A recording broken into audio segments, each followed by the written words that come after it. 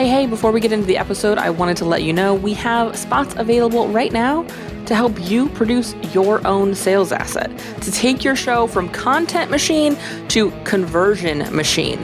We do not often have production spots open. However, we do have 2 right now. So if this is something that's on your list for 2025, now is really the time for us to have that conversation. Head on over to uncommonlymore.com/production and you can learn absolutely everything and book a call so you and I can sit down for 30 minutes, see if now is the right time, and if not, figure out what you need to do to get ready to work with a production team like ours. Again, uncommonlymore.com/production to book that chat.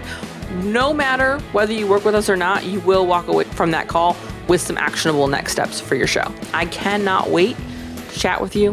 I'll see you there. Now get into the episode. Strategy is absolutely the first step in building a more organized or a more efficient and, quite frankly, a more effective podcast.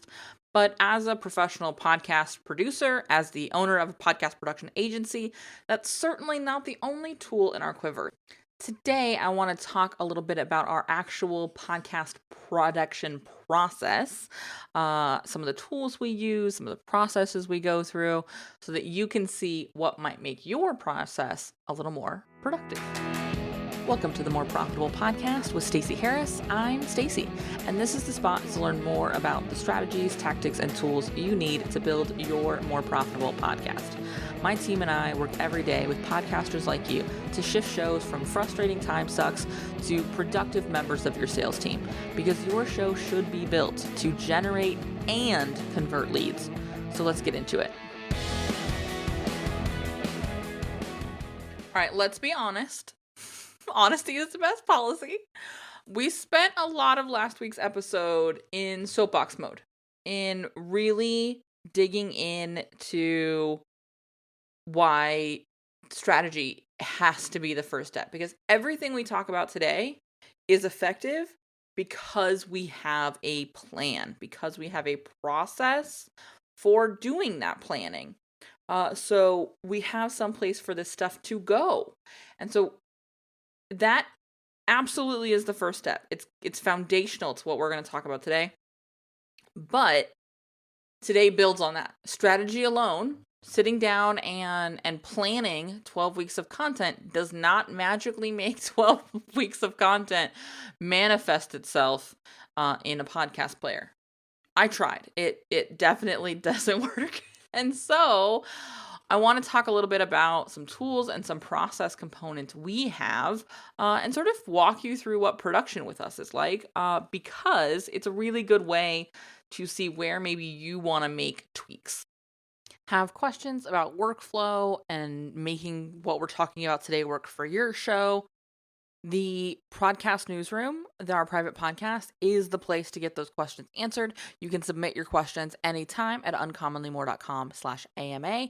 You will hear the answers to those questions if you are subscribed to the podcast newsroom, which you can do, of course, at thepodcastnewsroom.com. Easy breezy, couple of clicks, you'll be all signed up. You will get the private feed added to your preferred player. And voila, you will from then on out be able to hear the answers to the questions you submit and the questions others submit, which, like, side note, sometimes the most valuable. I get so much more out of questions other people ask. But it's also a really good way to inform the questions I want to ask. So absolutely jump in, leave your questions there. And get some clarity. Again, the podcastnewsroom.com is your way to get access, and uncommonlymore.com/AMA is the place to submit your question. But let's dig into this. I want to start with tools because I am a big believer in putting all of this somewhere. One of the biggest frustrations that I see podcasters running into is they're holding a lot of information and data in their noggin. You're holding it in your head. And I mean this from like the big picture perspective for your production process that we're going to talk about. But also like your episode, what you want to talk about, like your episode breakdown, your outline, if you will. A lot of us are holding that in our heads and trying to remember the 3 things we definitely want to talk about. You need a place to put this stuff, because what you're going to find is when you have some place to put this stuff, you more frequently are able to be creative and get through and reconnect with your ideas because you have this information somewhere. So let's start with where this information goes. I'm going to tell you right now, I'm going to tell you my favorite tool. Doesn't have to be your favorite tool. A project management software is the first tool. Mine is Monday.com. We love Monday.com. I'm actually certified in Monday. We have built out Monday.com interface, like dashboards and all of that, workspaces for clients. I'm a big fan. With that said, and I say this about literally every tool. If you've tried Monday and you hated it, great, don't use Monday. Monday.com is not what makes our process work. I love Monday. I think it absolutely makes it better. I think there are some features and benefits to this tool that work really well for me and work really well by extension for our team. But they're not the only project management software in town. In fact, there are other softwares that are much more, Monday.com is really built to be a work management system. It's really built to be a work OS. So it's we've got our CRM built out in there. We've got lots of things built out in Monday. It's not simply project management. If you are using something like Trello or Asana or ClickUp, great.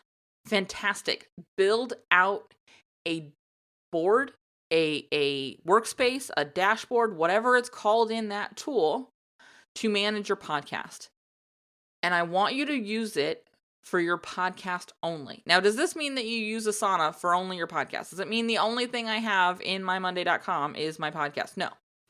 But I have boards inside of my Monday for lots of different things. We've got boards for each of our clients. We've got boards for sales activities. We've got boards for the Podcasting for Profitability Roundtable and the Profitable Podcaster Mastermind and podcast strategy intensives. I've got boards for everything. I'll be honest. Each of our clients have at least 2 boards dedicated to them. One that they're actually on with us so that they can see all of this stuff, because spoiler alert, one of the benefits of podcast production with us is you don't have to do this for yourself. We build it all out right in our Monday. And then we have an internal boards for like the stuff that I need to make sure I do for a client. Like, we've got to edit a new intro, or, we've got to send them something. They need a referral for something, whatever. I will put those tasks in our internal board just because they don't actually need line of sight of that. And it just makes the regular board messy.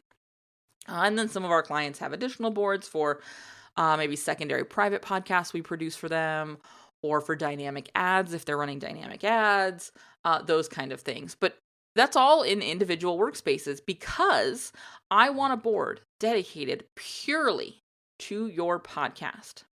And the reason I want this is because it makes every stage of our process better.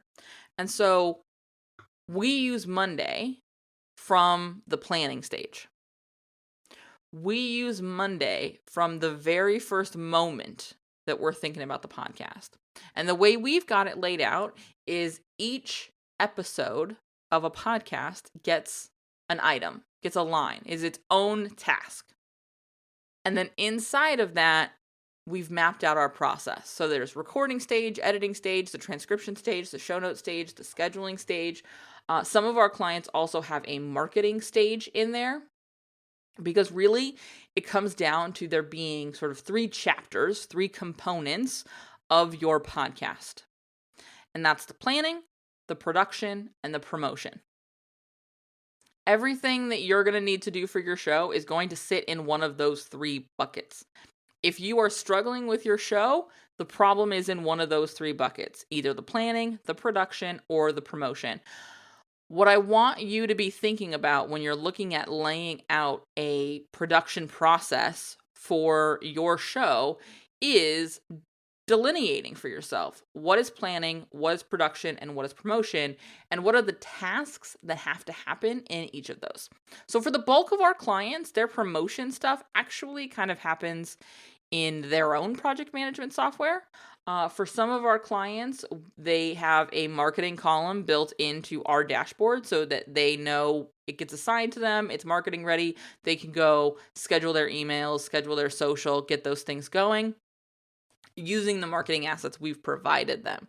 So there is some promotion that happens on our board, but it all sits in a container called marketing assets. And that's where we sort of tag what marketing assets have been created for that episode. In our work with our production clients, that's audiograms or reels, depending on if it's a video or audio only podcast. That is quote graphics, that is episode specific marketing graphics, as well as, of course, the actual delivery of the show. So those are just the marketing materials that are created. Most of our clients then use some or all of their show notes to create the social and the email for their show. So that kind of sits there, but it sits in the show notes section of our process. So we lay it out so that you can see what needs to happen or where in the process each episode is versus having it set up as a series of tasks. So we don't have sitting as a task, edit episode 618 or transcribe episode 618. We just have one task that is episode 618. And when we're in the planning stages, is just a working title or sort of a theme for the episode. And then it gets assigned to whoever needs to record it. In the case of this example, it was this episode and it was assigned to me with a due date. And then when I'm done recording, I mark recording as done. And then in Monday, we have it set up so that a workflow goes through and automatically removes me, adds our editor, and moves the due date. So now our editor sees it as ready to go. Once our editor has edited it, they mark it as complete. And again, the workflow kicks in and it assigns it to our transcriptionist, moves the due date out a little bit, and our transcriptionist is assigned. Again, from there, they mark done. I'm just going to go all the way through with this. They mark done. The same thing happens. The workflow kicks in, auto assigns our show notes writer, and moves that due date out a bit. And so when our show notes writer goes and opens up their Monday and they see their my work tasks, they can see real quickly, these are what are ready for me. From there, our show notes person, our show notes writer actually marks it as done. And then spoiler alert, guess what happens next? That's right. Our scheduler is auto assigned. They are then, that due date is pushed out and it's ready for them. When they mark it as done, it actually moves to a different group on that same board. So we've got our in-process episodes sitting in one group, and then it moves to scheduled once it's been scheduled, and then it automatically moves down to released once that release day rolls out. The reason I talked you through all of that, I talked you through those elements, is because I want you to have line of sight over all of that in whatever project management software you're using. I want you to be able to quickly see an episode and know exactly where it is. I want you to be able to look one time and know what's happening with it and what needs to happen next. Because otherwise, you're going to spend a lot of time, and this is where we start talking about moving this through efficiently, just trying to hold on in your mind or figure out in your software where an episode is. This is especially true for those of you who are like mostly DIYing. Maybe you've got a freelancer who's doing your editing, or your VA is scheduling your social, but you're doing the actual recording and editing and producing of transcripts and show notes, etc. So you're currently having to hold on to your mind where in the process that's done. Or, just as bad, you're doing all of those things in one shot, which is why it feels like you can never get on top of your production, because you're sitting there and planning, figuring out what you're going to say, saying it, actually getting it recording, maybe cleaning up your edit, maybe using a tool like Descript or something like that, which is also going to give you your transcript, And then you're turning that into some show notes, which is basically a paragraph intro and 3 to 5 bullet points. Yep, I know. And then you're scheduling it all right there. Again, all in one shot, you're doing this. That's why you can't get more than one episode. That's why when I say the word batching, you're like, that's impossible. That's because you are doing several hours worth of work all in one shot for each episode, so that when you get done with it, you're exhausted and you're like, well, I'm going to wait until I have to do the next one to do the next one. And that's why you are in this cadence, this never-ending loop of production, because you have literally taken planning, production, and promotion and swooped them all into one container. You are doing 3 buckets worth of tasks in one shot. Your overwhelm is understandable.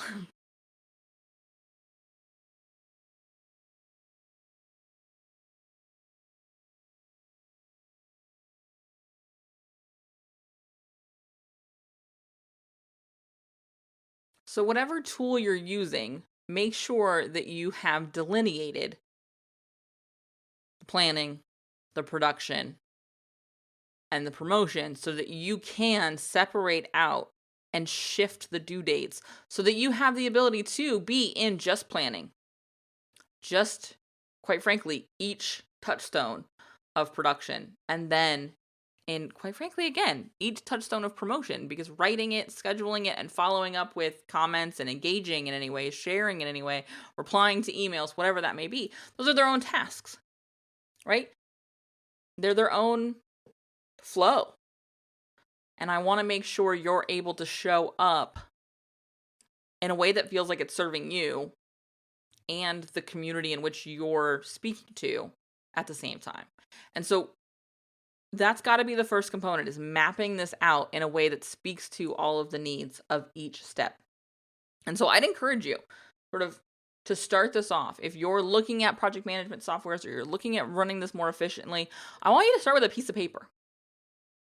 And what are all the things that need to be done for your planning? What are all the things you need to be done for your production? And what are all the things you need to do for your promotion?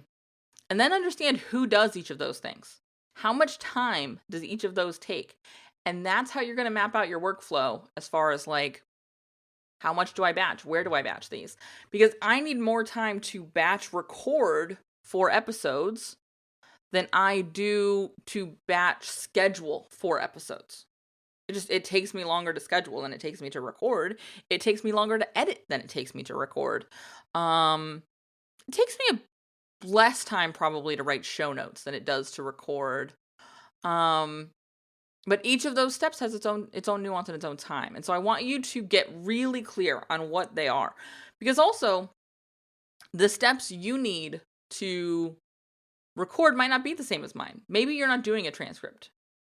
Or maybe you read a blog post instead of timestamped show notes.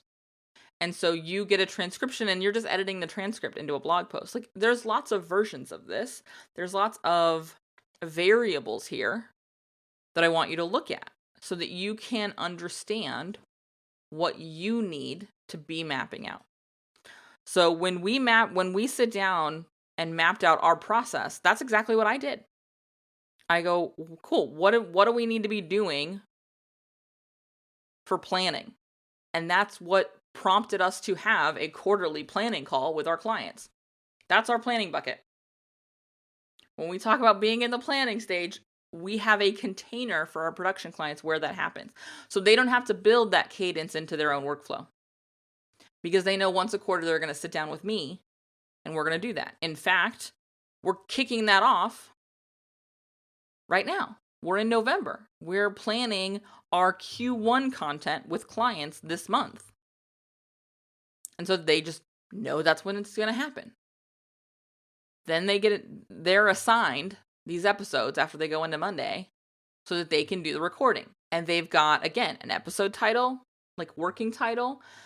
They've got notes in the updates of what we outlined they would talk about. Oftentimes our clients will go in and leave additional stuff in there, like if they've got links that they want to reference or, an affiliate code that needs to be included, things like that will all get dropped. And what's nice is having this in one central place means everybody in our production team can see all of that. So we're giving context, we're giving prioritization, and we're giving notes to every person on the team every time we have those updates. So when our show notes writer sits down, they know what links they're going to need to include. They don't have to go hunt them down. They're right there.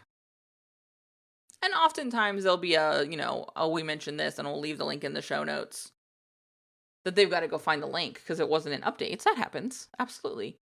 But for the most part, they know what's there. When our editor is choosing a clip for Reels or for an audiogram, they can see the prioritization or the notes we left that show, like, this is the takeaway we're trying to get to. This is the thing we want to be calling out. Cool, then that's what we're going to prioritize as a clip for the show, right? And so again, there's a big benefit to having this documented, even if you're working alone, because you are not holding all of this in your head at each touch point. This is all in one place. And so our planning gets bucketed quickly and easily into those quarterly calls. And then we go into our production process. And that's like the bulk of our day-to-day work, because that's not happening quarterly, that's happening all year round. And so as soon as our client has recorded it, they can go in, mark recording is done, our editor is automatically assigned, and our production process can go into play. And like I said, I worked us through that already. Editing, transcription, show notes, and then scheduling. And that means that in our production process, we go from everything from raw audio to you're ready to market your show. So I mentioned that we have a space where we can tag what marketing assets were created. That's not the only information we leave here as we close out production, though. When we bridge that production to promotion category, we've also got some other assets here. We've got our website link right there in the episode info. We've got a link to the Google Drive folder where all of the assets we've created are. We've got a note about what keyword we wanted to focus on in that episode. Generally, those are provided by clients based on their SEO work, or we will optimize based on we're working content first. This is the content. What is the most optimized way to get to this question? And then we go into our stats. So we've got all of that built right into our dashboard. So when I opened up my to-do item to record this episode today, I'm literally looking at just that, and I'm looking at all of this information about this episode. We re-released an episode a couple of weeks ago about content ideas. We were able to really quickly go in and get everything we needed because we had all of that documented in one place. We had all of those elements together already. We were able to see how that episode had performed previously. So we know what we might want to tweak, how we might need to change it. Or we don't need to do anything because that episode did gangbusters both times, which hopefully is true. But that's what makes this most efficient. That's what makes this so organized, is we have an understanding of all the things that need to get done, and we have a place to see really quickly what those are and where we are with them. And then, as we start talking about getting to that third container, that promotion container, we've also got quick access to all of the things we created to make it as efficient as possible to move through promotion of that episode or repurposing of that episode. I want you to take some time today to think through what your current dashboard for your podcast looks like. Is it in your head? Is it a Google spreadsheet? What is it? And by the way, it can be a spreadsheet. It can be a project management software. It can be whatever it is that you will actually use. That is the component of this that I think is most important. It doesn't have to look one way. It doesn't have to look like mine looks. Although if you move into production with Uncommonly More, it will look this way. Because this is what production with us looks like. But in a lot of cases, our clients come to us with either none of this in place or like a Google spreadsheet. And it's just a list of every episode they've ever done. I'm like, cool. This is great. Let's move forward from here. Because now we can see what you've done. In some cases, we can link to where those assets are, which makes it a whole lot easier for us to repurpose. But oftentimes they're coming, it's just a Google Doc. We had one client who started with us where it was literally a Google Doc. It was the episode number, the episode name, and it linked to the drive folder where all of the different elements were.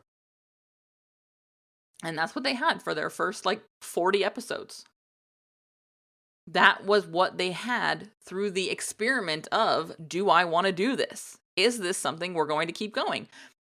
We talk a lot about that sort of experimental trial phase. It's why we don't do a lot of launches. We tend to work with podcasters who are already like, yep, I'm doing this. They tend to start with us at 30, 50, 75 episodes. We've had clients who've started with us after they've done 100 episodes already. But they know they're in it. And so whatever they were using to get it done while they were in the figuring it out stage got them through the figuring it out stage.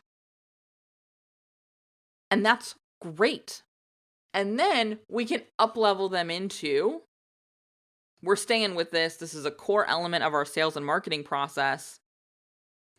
Let's give it the space, prioritization, clarity that it and we need to sustain this never-ending production process. This is something that is absolutely customizable. However, there are some elements that you've noticed over last week's conversation and this week's conversation that are non-negotiables. And it comes down to planning and line of sight. And unfortunately, there is not a productivity hack or project management tool that without effort will work. You have to take the steps to be making that time for planning and strategy, like we talked about last week, and to make the time to be really honest with yourself about what your process looks like. What are the touch points of that? What are the time needed for that? So that you can optimize. Because you cannot optimize something you cannot see. You cannot improve something that you are unclear on. You cannot make more efficient a process that does not exist. You have to take the first steps of building out this process. So I want you to, as this episode comes to a close in a few minutes, sit down and get really honest with yourself about what steps you're actually taking. What is the current lift? Because part of the reason it feels overwhelming right now is, yes, because there's a lot to do, but also because you're not really sure what all of those things are. You are just sort of rolling through them and hoping they all get caught. And that is going to lead nowhere but frustration and overwhelm. End of list. And that lack of clarity can be heard. And that lack of clarity is what's causing you to feel frustrated about the lack of conversions. A confused mind says no. That is a cliche for a reason. We have to be clear. Or we're fighting a big no to actually get this done. We have to be clear so the listener can be clear so that they can say yes. That clarity comes from planning and line of sight. Last week's conversation was planning. This week's conversation was that line of sight. If you have questions, reach out. But I'm going to be honest. The fastest way to fix this is start working with a production partner who's already built this. Spoiler alert, that's me.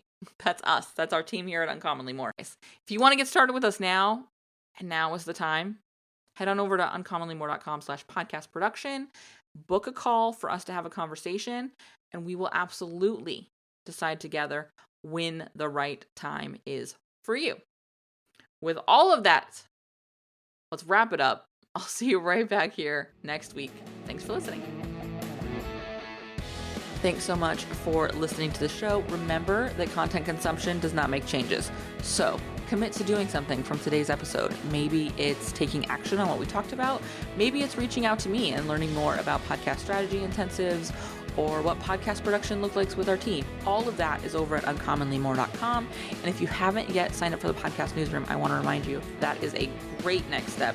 If you're not really sure what comes next, hang out over there. Get those exclusive private episodes. That's over at podcastnewsroom.com. And the last favor I will ask, because social proof is endlessly important for sure, is to leave a rating or review for the show. If you go to ratethispodcast.com/more, that's the easiest way to do it. But I would love to hear what you thought of the show, what you think of the show, and if the show has been helpful for you. I can't wait to chat with you. So this is just the start of the conversation. Reach out so we can keep it going. Talk soon.